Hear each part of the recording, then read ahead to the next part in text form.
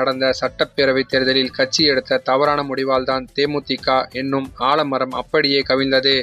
அப்போது என்ன நடந்தது என்பது குறித்து தனியார் இதழுக்கு பேசிய எம்பி பார்த்திபன், கட்சிக்குள் விஜயகாந்த் மனைவி பிரேமலதாவின் ஆதிக்கத்தால் கட்சியை விட்டு பலர் வெளியேறினார்கள். இப்போதும் அதே நிலைதான் நீடிக்கிறது என்று கூறியுள்ளார். 2009 வரை கட்சி நன்றாகத்தான் போய்க் கொண்டிருந்தது என்றும், பிரேமலதாவின் ஆதிக்கம் வந்த பிறகுதான் கட்சி சீரழிந்து போனது என்றும் ஆவேசமாக கூறியுள்ளார். அதோடு அவர் திடுக்கிடும் தகவல் ஒன்றையும் தெரிவித்தார்.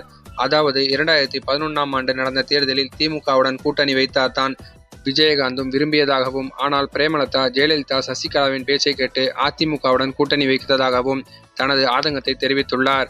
பிரேமலதா எடுத்த முடிவுதான் கட்சியை இப்படி ஆக்கியதாகவும் கூறியுள்ளார்.